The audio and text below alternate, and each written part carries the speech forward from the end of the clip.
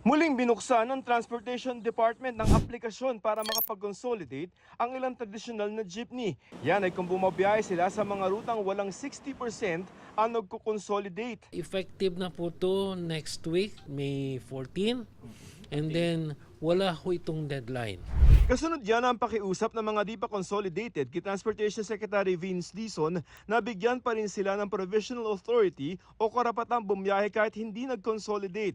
Isang taon ng extension ng kanilang provisional authority ayon sa department order pero may kondisyon. Only if they join the program. Hindi naman pwedeng pupunta ka rito, sasabihin mo, akin na yung provisional authority. Dapat meron kang existing route na ipapakita sa amin.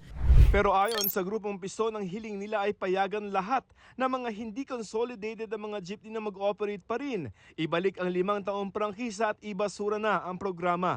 Sabi naman ng grupong Manibela, malayo ito sa hiling nila na makapagparehistro kahit hindi sila consolidated at maibalik ang prangkisa o ang provisional authority. Para naman sa mga grupong nag-consolidate na dapat may deadline pa rin para hindi makalito. Para sa GMA Integrated News, Joseph Morong, nakatutok 24 oras.